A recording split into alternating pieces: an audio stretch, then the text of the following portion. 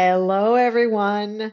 Welcome to Possibilities with Monique de Maio. And today I have a very, very special guest, near and dear to my heart, my very own daughter, Olivia Facini. Welcome, Olivia Facini. It is such a pleasure and an honor to have you on the show. Thank you so much for having me. It's an honor to be here. It's been fun. So, Olivia was kind enough to share stories and her perspective on the number two secret in my book, The Seven Secrets to Creating a Life You Love, a practical guide for women in leadership. And that is around time. Time is a precious commodity. And I think what we're going to do with Olivia today is unpack time and maybe some of the other things that we talk about in the book, whatever her heart desires. And hopefully, we'll let you, the listener and the watcher, for those of you who are watching, walk away with some tools and some tips and some techniques that have worked for us. So, without further ado, Olivia, let's jump into time. What do you think of the word? When I say time, what do you think? Well, the first thing that comes to mind is the importance of time to me personally, because a lot of people have gotten into the five love languages over the last few years, especially during the pandemic. I felt like it saw a renaissance in interest. And for me personally, the primary way that I show love or give love is through time, spending time. And so it's really important for me because I feel that my time is precious. And I mean, everyone's time is precious. But for me, I think because I am busy and I do a bunch of different jobs, it feels like the moments that I can spend in my personal life dedicated to the people I love, that's really valuable to me. So that's the first thing that I think of about time. And I think you feel similarly being a woman in business, and you talk a lot about time blocking. And I know you time block your professional life, but do you also time block your personal life? Is that a controversial question? No, it's not a controversial question at all. I I'm willing to unpack that. I time block everything. My Peloton workouts, even if they're 20 minutes, are in a color code and they're time blocked on my calendar. My bike rides. Last night I went on another wonderful cycling ride. I think, it ended up being like almost 2 hours, and that was time blocked. Today I'll have a different time block for the podcast and a different time block for client work and outreach and paperwork and financial and legal stuff, and everything's color coded and blocked. But yeah, personal and professional, I'll even time block an appointment for a manicure. Yeah, me too. And I really like, for those of us who use Google Calendar, I mean, whether you use Outlook, you can color code anything, but Google recently added a feature. I noticed that you can label certain colors and you can actually track how much time you're spending each week in those different colors. Oh, I didn't know about the time tracking by color because I did color code them, so you're gonna have to show me that. Yeah, so week to week you can see where your time is being spent in which colors. And that can be a good thing. It can also be a little humbling to know, oh, this is what I'm spending so much time on. And for the places where I see gaps in my schedule, what can I not fill it with, but where can I bring some more balance to certain colors, to certain activities? So that's a recent function that I've really gotten into. That's awesome. I do it old school. I just look and I go, "Ooh, not enough green. Ooh, not enough red. We have to fix this." It's like Olivia is a poster child for what my good friend April Rennie calls the portfolio career. So she can elaborate a little bit. Until like the last couple of weeks, even last month, you had such a crazy schedule. Walk the listeners through the activities and what you're up to. Sure. So I work predominantly in theater, as a director, producer, and playwright, and that means that I don't really work in the 9 to 5 or 10 to 6 time frame most of the time, because shows are in the evenings or rehearsals are in the middle of the day. And so for several weeks, I was working on two different projects. One that I was producing, which was a festival of new plays that was happening in downtown New York City with a company that I really love, which was exciting. And another was a project that I was assistant directing that we're very excited to announce is going up at the brand new PAC Center, the Perlman Art Center, which is going up is currently being built and will be Wow. open next season in the World Trade Center Nice. campus. So that's very exciting. But it also meant that I was bopping around different places. And so I'm also, to, as many people know, being an artist is not the best way to make a living these days. So I also have my side, or my other half of my life is spent tutoring high school and middle school kids. And that's how I, quote unquote, pay the bills. But I really love it. I've been doing it since high school and it's wonderful. It also allows me to live in New York City, but that means that I had, 3 jobs at a certain point. And so I would get up and go to rehearsal, and then I would go to a rehearsal for the plays that I was producing, or I would start by going to a reading for the plays that I was producing, and then go to rehearsal. And then in the evenings, I would do my lessons, and then go back to the theater to see a show so it ended up being, a series of 12 or 14-hour days for a couple of weeks there. And it's great because I'm doing what I love, but it also, I felt the psychological wear and tear of that. I would get to the end of a week and I'd feel just drained. And so now it's finally, this festival is just about to end. And so I'm trying to be really intentional about building in some rest time for myself, doing things that I like, and also getting off email. That was a lot of background. Sorry, I just talked a lot. No, no. But maybe you have thoughts or other questions or. Well, first of all, I think that our audience is going to be super impressed with the amount of things you get back into a day. And I know that you prioritize fitness and wellness too. So I'd like you to shed some light on how you build in the things that are important to you into that crazy. So Even though it's kind of counterintuitive, fitness to me is really grounding. It's one of my principal ways of self-care. And so I get up every morning and I time block 45 minutes to do my exercise, and I do a bunch of different things and I try to vary it up. Not everything has to be super high intensity, but I like to do a mix of yoga and Pilates and strength training and cardio. And that gives me a boost of energy and adrenaline at the beginning of the day. And that's just a really nice way to start. Even if I feel tired, I immediately feel like I've done something for myself first thing in the morning, even before I check my email.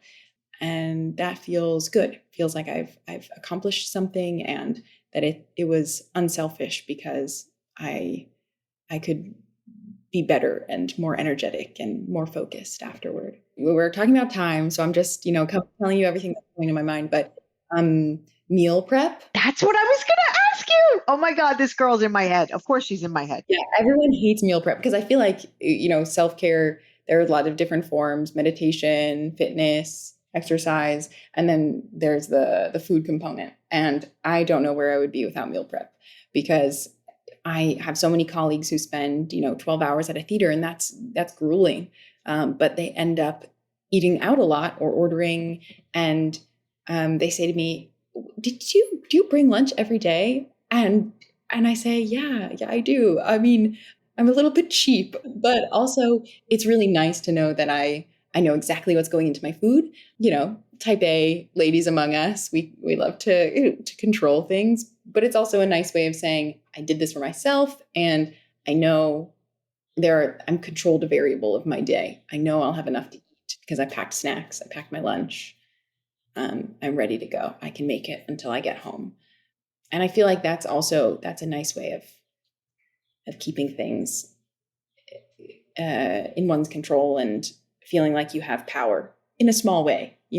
Even when your day is crazy, you can sit down and drink the kombucha you brought or whatever it is. Gee, I wonder who she grew up with. I have no idea.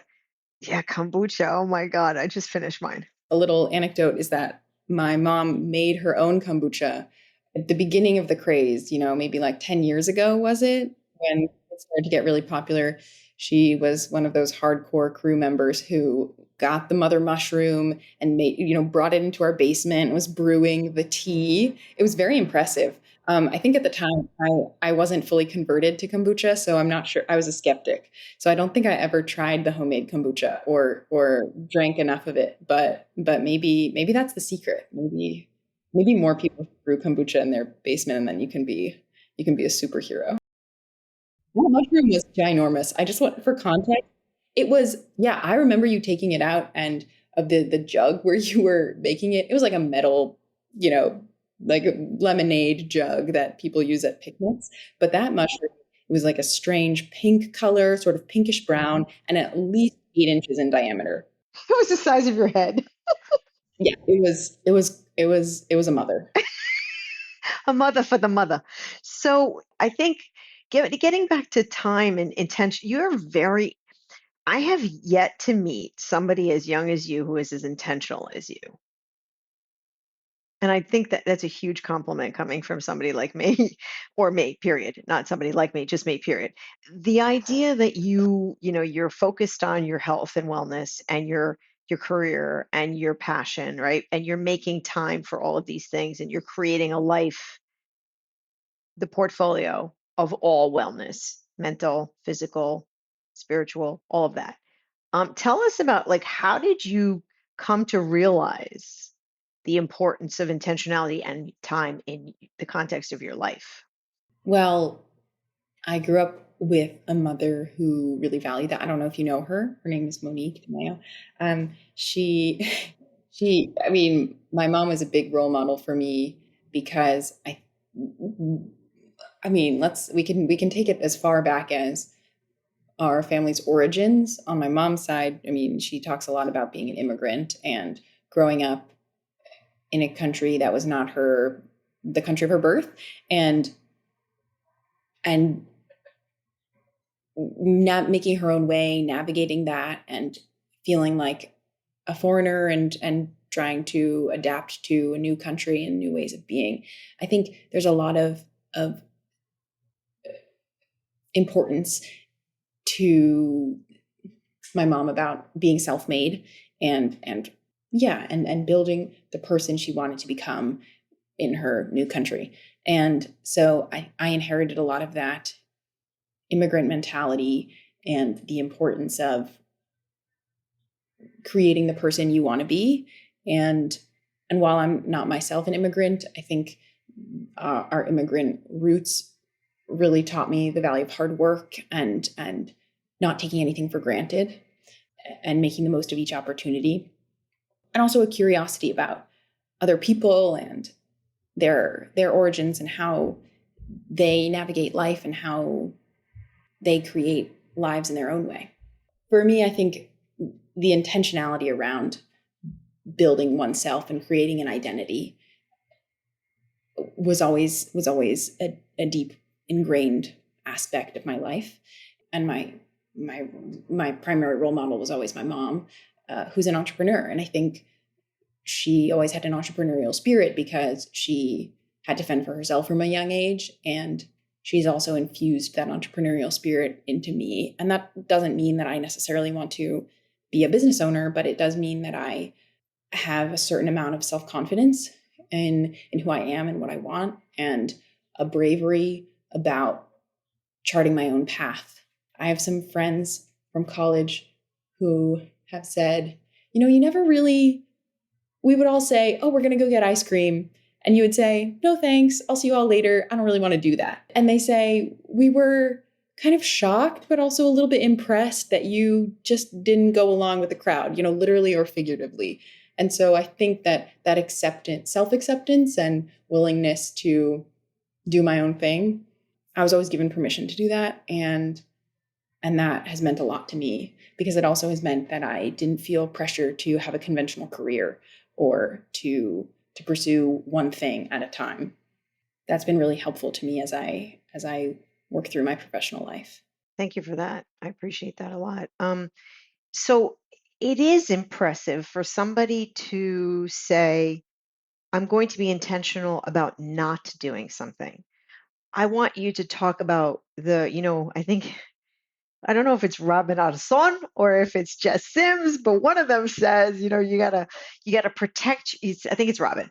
I'm gonna hashtag this one on this one. But anyway, I'm gonna tag her. I mean, you have to protect your no's in order to protect your yeses. Are you right? Something to that effect. Yeah, yeah. Well, I just wanted to give the audience a little bit of background. Robin Arnott is a Peloton instructor and a member of their leadership team, and she is fierce. And she also has a toddler now, and she talks about how her toddler is so willing to say no, and that is kind of inspiring to know that you can say no to things. And that was something that I learned a little bit later in life. I was very good at saying yes, I want to do this thing, but I also have this, as an extrovert, I feel like I always want to connect to people and I want to get to know them and be excited for them about their projects or what they're doing or what they're working on. So I think sometimes I have this tendency to want to say yes. And I think a lot of busy people, especially women who are used to succeeding and go-getters, want to say yes to everything.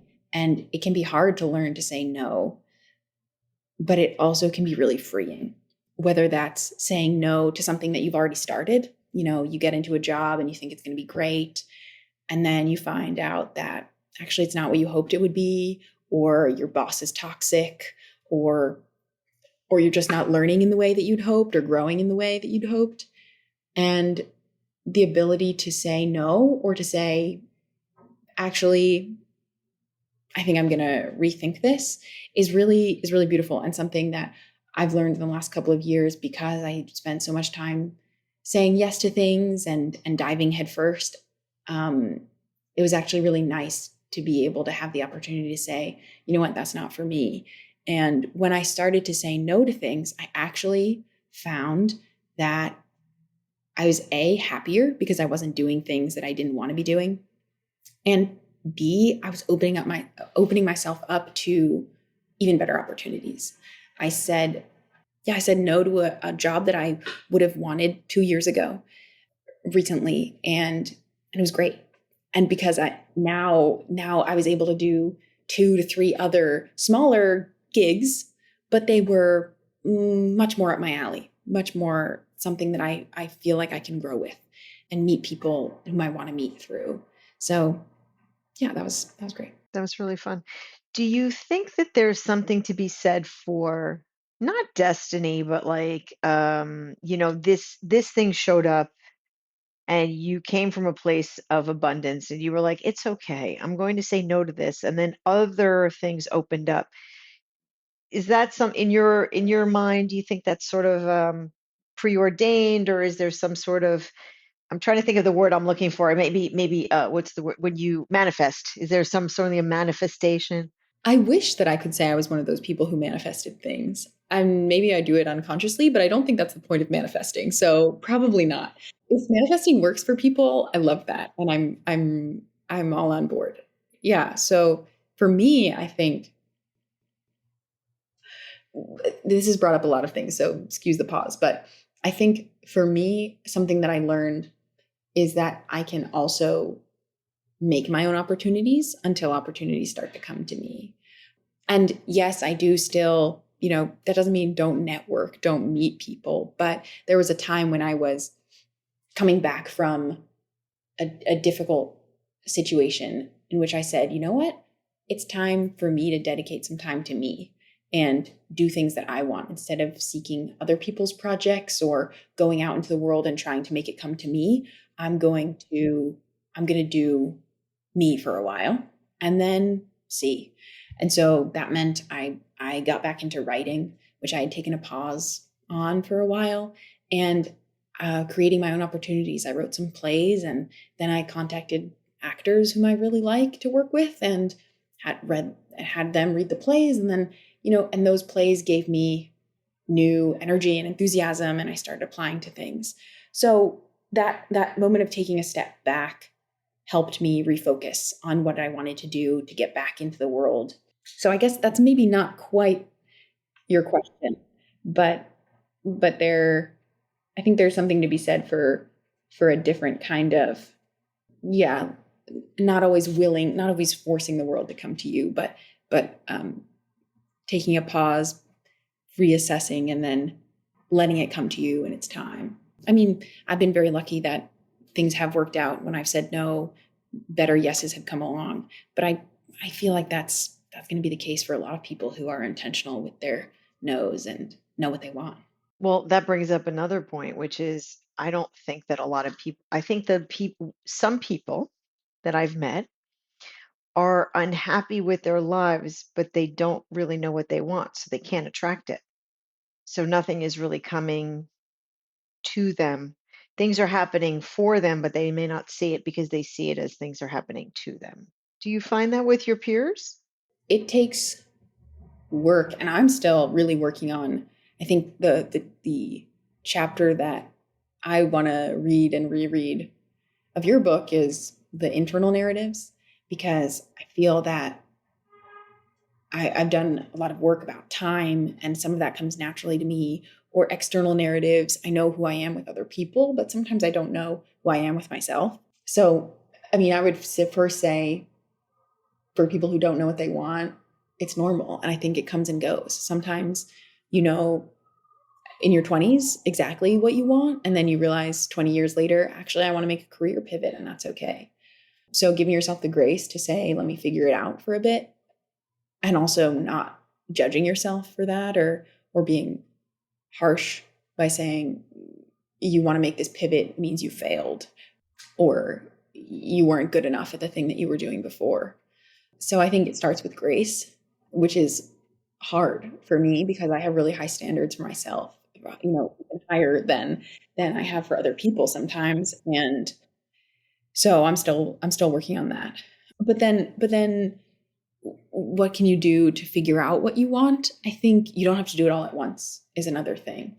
Because, some people, I think you talk about in your book, some people, want to lose weight and find a new job and get a new life partner and all of these things at once. And it's like, whoa, you can't do all, I mean, maybe you can, but that's going to be pretty hard. And I think setting achievable goals for yourself is important, taking it step by step, focusing on one thing at a time, and setting up a system for yourself where you can actually see progress, measurable progress and achievement. I don't really know what measurable progress looks like in dating.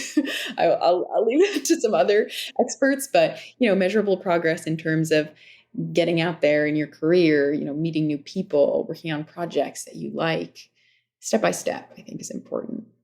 Yeah, I think, boy, I'll tell you, you're really wise for somebody so young. It took me many, many more years than you to figure out half of what you know. Well, knowing and doing, are two different things. So that's the thing that I wanted to unpack a little bit more is this idea of time. People will tell me all the time, "Hmm, I don't have time to fill in the blanks. Meal prep, exercise." And then you realize that they haven't really figured out that they spend 2 hours a day doing stuff they don't need to do, like social media. Yeah, I mean, the internet is a big black hole for sure. I mean, it's a gift and it's a curse, as we all know. I recently I have 4 email accounts, and I'm a little bit addicted to my email, I'll be honest. So recognition is the first step, as they say in some recovery programs. Sorry, I'm not making light of addiction. I'm sorry. But not having time to do something is, if when someone feels that way, then I think the first thing that they can do is what you suggest, is time blocking their schedule and being honest with themselves, or doing the journal where they're really authentic about what they're actually doing at each moment of the day. That's a good way to diagnose what's going on and where they're finding their time slipping away. Because we all have those moments. It's just different for different people. And then I don't know if I have extra wisdom to add, but I remember reading Michelle Obama's book, Becoming, and she talks about how when she was a new mom, she was also a working professional, and she was working long hours, and she got up at 4:30 in the morning to do her exercise. And that was just something that was important to her. So she made time for it. And that's exercise is not as important to everyone. Everyone will have their own equivalents. Maybe it's meditation, or maybe it's spending time with a loved one, or whatever your hobbies or your wellness practices are, or even if it's not wellness. I think if you it really matters to you, then you make time for it. And if it doesn't matter to you, then you have to either let it go, or you have to find a way to reframe if you know that it should matter to you. Tell me what you think is the biggest stumbling block for people to self-actualize from a time perspective or from a intentionality perspective. Where do you think people are getting stuck? And you can bifurcate age groups if you think you want to. I think people get stuck in the belief that their time is not their own, and letting themselves feel powerless in the face of maybe a job or external obligations. And of course, we all have those, but I think it all comes down to one's viewpoint. If you want to work 10 hours, that's different from letting yourself, you want to leave at 6, but you stay 2 more hours. So it goes back to intentionality and being honest with yourself about what you want to do versus what you find yourself doing and you just accept. And there are some things that we're okay with accepting and that we let them come, but there are also other things that we should assess. Is that really what I want to be saying yes to? And I think this is especially hard. I can't speak from experience, but from those I know, it seems that parents, especially young parents or parents with young kids, have the most variability because, if your child throws a tantrum and you're trying to work, that those 30 minutes where you thought you have some nice time to copy edit that project or whatever it is, becomes becomes time to calm the child, go to the playground. And that can be very frustrating. But there are also moments where you can say, okay, well, maybe 5 o'clock is not the time that I do that anymore. Now it becomes 8:30 p.m. when the child is asleep. And reworking the rhythms of your life at different points is important. And that applies to so many things. It seems to me that people my age love to sleep in and stay out late, but for the most part. But those rhythms no longer those rhythms become shift earlier and earlier as we age for the most part. And I think that at different points of your life, the way that you spend your time can also shift. Oh yeah. Amen. So I think what you're talking about is a little bit of the default mentality versus the design mentality, which I think I like to talk about because I am from the school of you have control, you have agency in what you say yes and no to, and you have agency in how you operate your day, as Sebastian Maniscalco would say. Would you want to elaborate a little bit on how, when your friends were like, "Hey, I can't believe she said no to going to the ice cream parlor or whatever." Do you have these ongoing conversations with your peer group about how you choose to conduct your life versus maybe how others do? I guess so. I think that maybe this is a digression, but with the rise of social media, it seems to me that people look at other people's lives and see them through the lens that those people have selected. So there's this feeling that other people's lives are perfect and ours are not, and we can't really do anything about it. And so I guess what I'm saying is that it's important to remember that the things that we see or the behaviors that we witness are not necessarily always something to aspire to or not always right for us. And I think a lot of people in my generation are coming to terms with the idea of should versus want to do. And so there are a lot of people feel that they should be a certain way, or that they should be at a certain point in their careers, or they should be making a certain amount of money. And and I think because of pop culture, we feel like those shoulds are ingrained and concrete. And so starting to let go of those shoulds and reassess what's important for us individually is crucial. Well, let me ask you a question. Those that goes back to the narratives, and I think the Dr. Latimer calls it the compare and despair culture that we've created through social media, and that creates a boatload of stress and anxiety and this compare thing. But it sort of, for you, it opposes the idea that you want to be able to say no to something because it's not right for you. So you can let that go. So the narrative that might be thrust upon you by social norms, you're going to say, yeah, I don't choose to accept that narrative. Thank you. Yeah. It takes a lot of independence and strength to be able to say no to everything, or to be able to say no to things that are commonly accepted for certain people at one's point in life.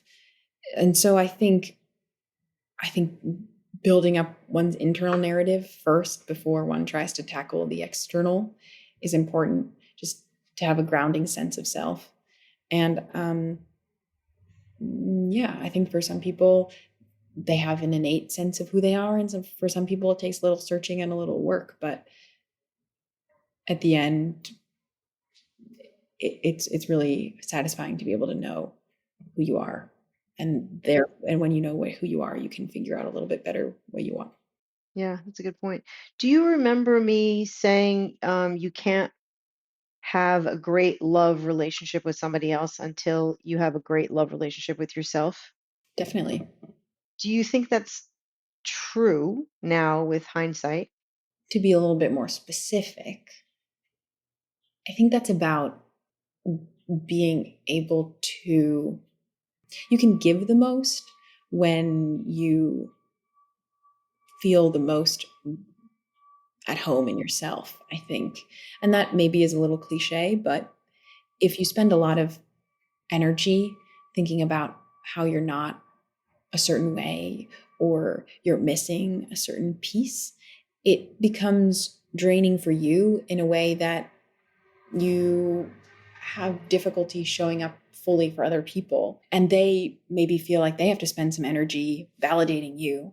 And um, and of course everyone wants to hear words of affirmation. Going back to our discussion of the love languages, it's always nice to hear words of affirmation, but it's also nice to hear them from yourself.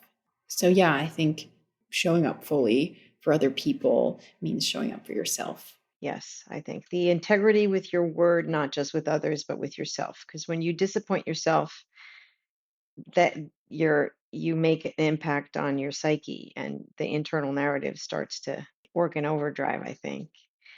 If you were to give people who don't really have a really good handle on, because choice and time in my mind are kind of interconnected. You make choices about your time, you have time to make your choices, right? You take the time to make your choices. What would you say the three best or the top sort of tools or tricks that you have in your tool bag? So the things that have worked for you that you would want to impart on others. Things that have worked for me with regard to time and choices.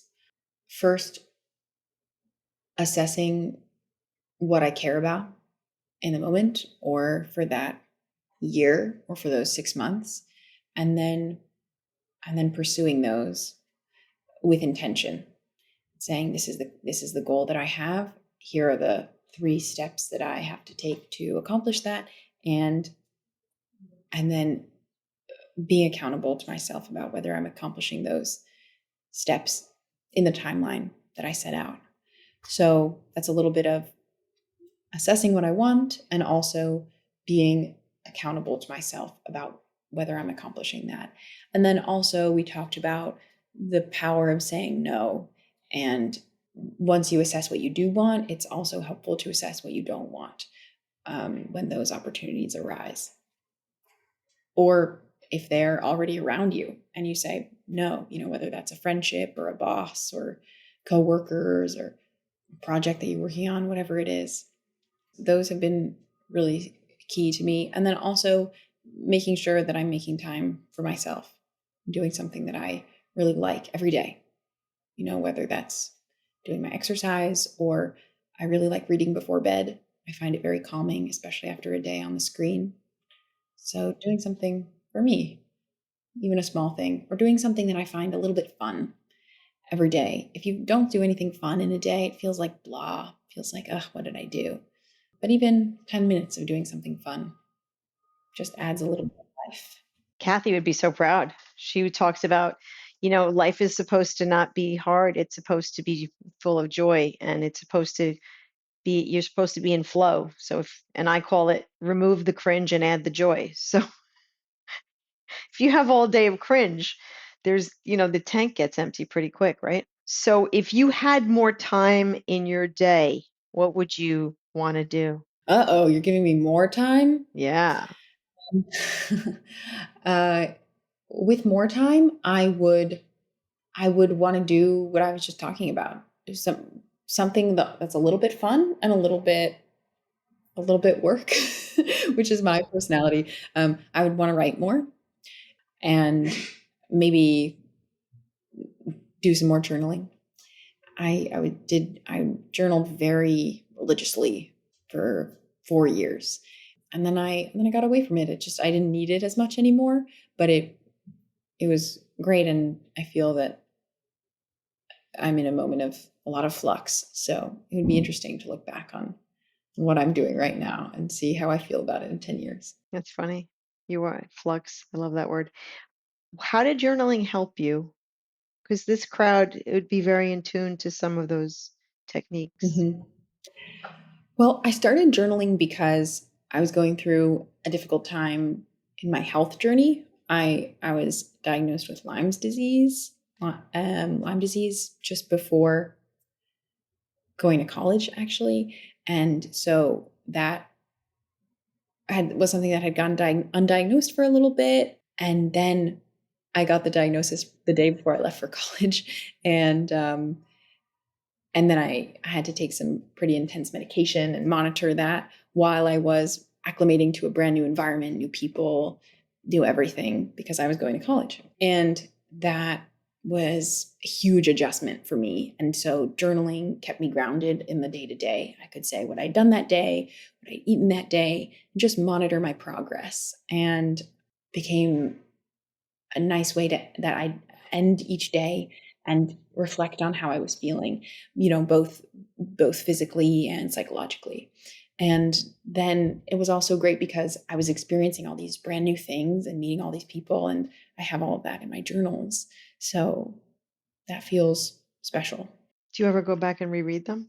I haven't gone back and reread them in a while. I think I need some more distance. I probably should do that with mine. Didn't journal quite as often as you did, but the Morning Pages by Julia Cameron, she suggests, you journal for in the morning when you're up, you first get up. She suggests word vomit for half an hour, 20 minutes or half an hour, and that you never read them. You just throw them out, which I couldn't never do that. Spend half an hour every day on something and then not keep it. Well, I think that actually is something that could be a candidate for reframing, because I think we'd spend half an hour on a lot of things that we never get back. And so if it benefits you in some way, like I spend a half an hour making my dinner and then I eat it and I never see it again, but it fed me, but it literally fed me. That's a good one. So, if you think cooking is a waste of time, then maybe morning pages, right? So it's just about, and I totally get what you're saying. It's weird to put in effort to something that doesn't feel essential, but if you make it essential, then it is. Deep. Chica, so deep. Huh. How'd you get to be so goddamn smart? Jeez. I think morning pages are a very interesting, counterintuitive idea. Yeah, it is a counterintuitive idea. I mean, at the end of the day, I think this idea of not allowing time to slip away from us because it's finite, and then not allowing the rowboat to go down the river at whatever pace it wants to go, unless you want to go down the river, is sort of where this conversation started and continues to show up.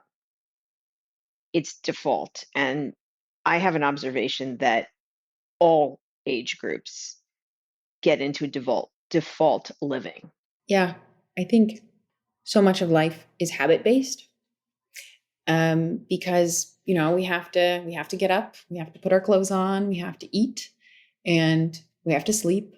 And so by default, actually, we do create these habits that just sustain our lives.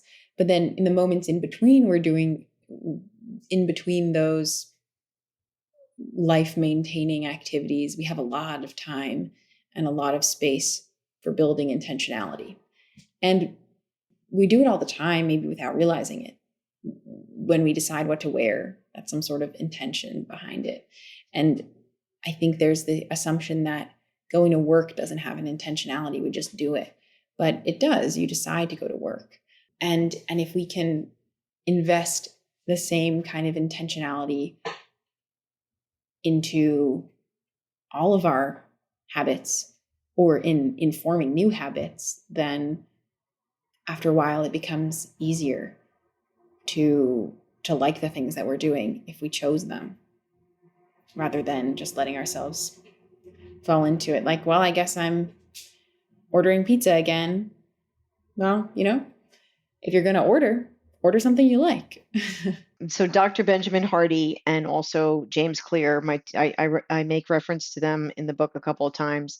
They talk about, and I think Kathy mentioned that and how she works with her patients, that habits always will supersede discipline or, willpower.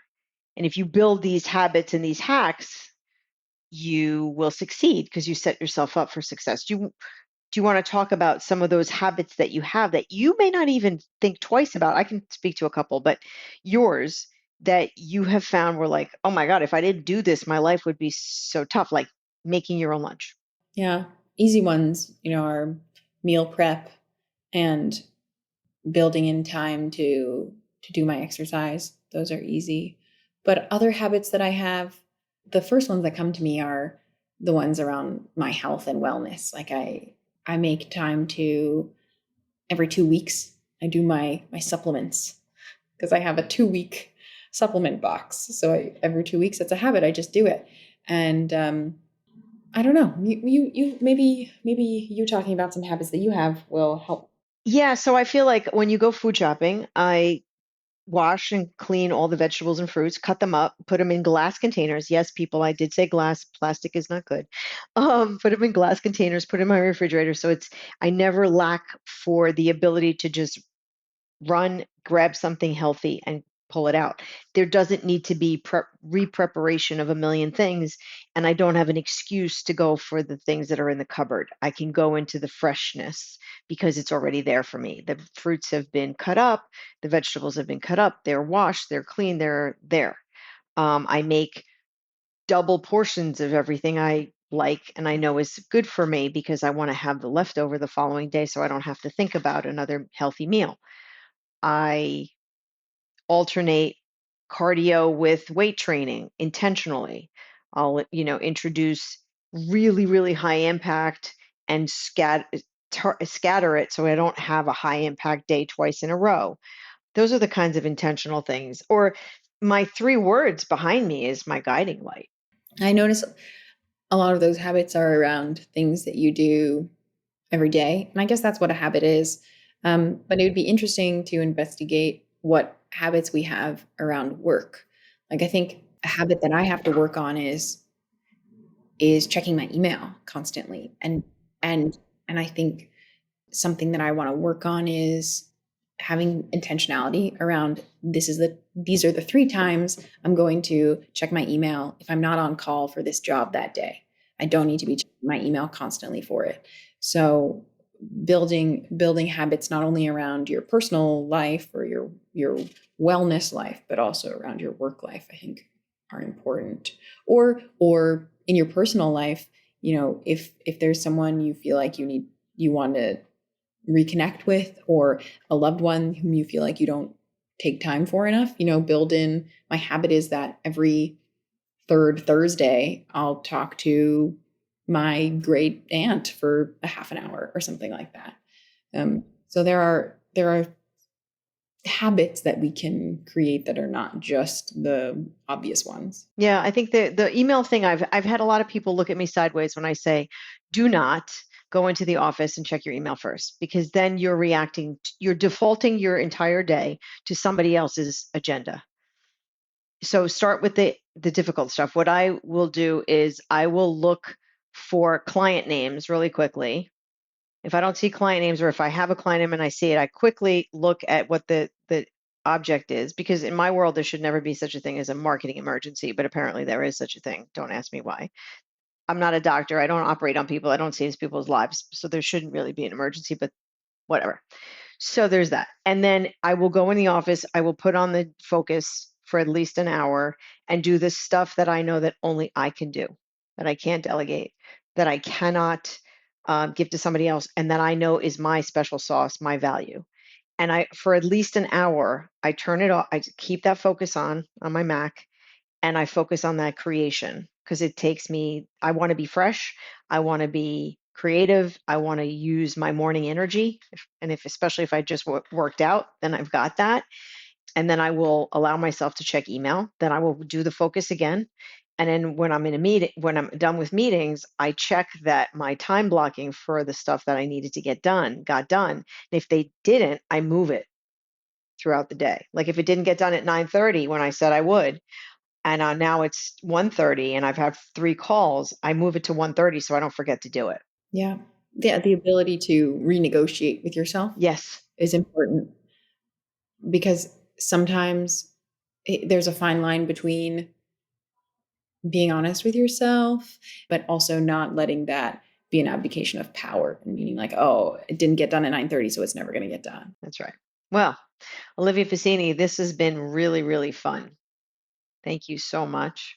I'm going to try to summarize some of the takeaways that our audience may appreciate you having, and I think it's worth, talking about, is the idea that you have agency and a vote and the ability to control your time and your choices, and not necessarily abdicate them to just the day.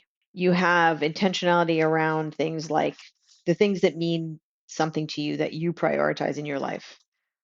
As Ken Mandelbaum once used to say, show me your bank account and show me your calendar, and I'll tell you what you have as priorities in your life. And that's very true.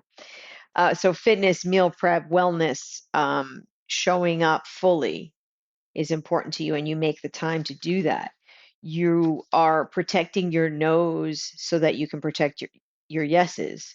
You are a much more of a methodical person, where you're not going to try to eat the elephant in one bite. You're going to do and focus on few key areas, not try to do it all in one time. Your tools to do diagnoses are very interesting, where the ability to look at your time blocking and see really where are you really letting that slip away, and is it really that you don't have it or you're not making the time. Then you have the idea of maybe not playing in the social media sphere quite like others, to allow yourself that grace, and then potentially using things like journaling to both for therapeutic and for expression. And then the idea of using habits to accelerate your strengths, rather than allowing them to be eaten up by the default behavior or inertia. So that's what I got out of today. Did I miss anything?